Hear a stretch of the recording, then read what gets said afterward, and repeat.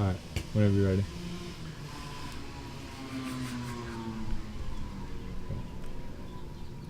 All right, so the Fat Boys. Fat Boys.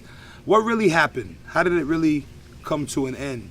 Well, my recollection, and I had extensive conversations with Cool Rock, and we seem to be on the same page. 1988, 1989, the Fat Boys were number two behind Michael Jackson for Time Magazine's list of entertainers that are household names. Great accomplishment for my group, I believe. And we were in Europe on a Swatch Watch promotional tour for months. When you're at that level in the music business, you don't do promotional tours for that long anymore. It just doesn't happen. Swatch Watch, we strongly believe, was cutting us a check, and it's just upper management, who was also our production company, was eating on it, and they were just, telling us that we weren't getting paid for the shows. We had cut a publishing deal with Polygram at the time. We were supposed to get $1.7 million a piece, and our manager slash record label, Mr. Double Dipper, told us that he was going to give us $15,000 a month for 6 months, and then the balance at the end of the 6 months. Well, we're on tour during this Swatch thing, and Cool Rock and Buff, R.I.P., were both getting their $15,000 a month, but I wasn't getting my $15,000 a month. So I kind of put it on the line, I need my paper. If I don't get my paper, I'm not performing. And I remember a lot of things happening during that time that ended up me wanting to just leave and just, not want to be a part of the group anymore. And that was one of the main things right there. He was getting money from the shows. We weren't.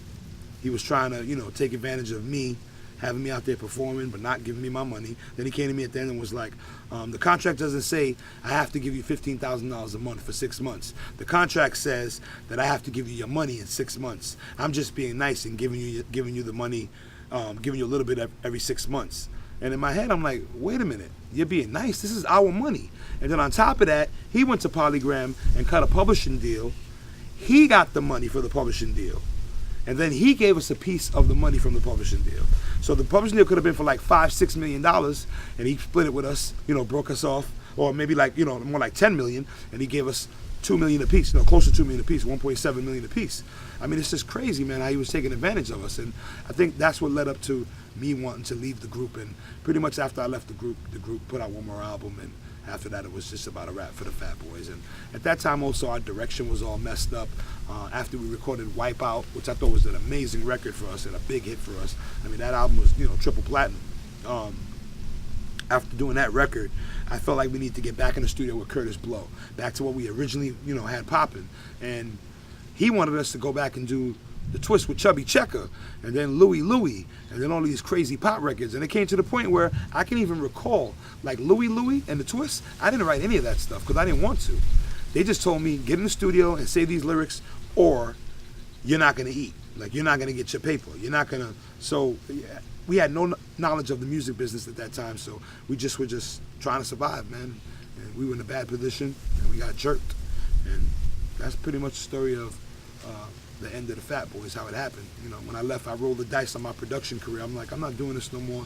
I'm going to get with my boy, and we're going to do records. And God blessed me and put me with Father MC, put me with Mary J. Blige, with Mariah Carey, with J-Lo, with 50 Cent, just to name a few of the artists that I've had the pleasure of working with over the years. And I thank God every day for those opportunities. And now I do radio, I live in South Florida. I'm loving it, man. I'm loving life, man. So that's about how it went down. One more thing I want to say, though, sincerely from the bottom of my heart, to Charles Stetler, for all the things, you put us through back in the days. Fuck you. Sincerely. All right.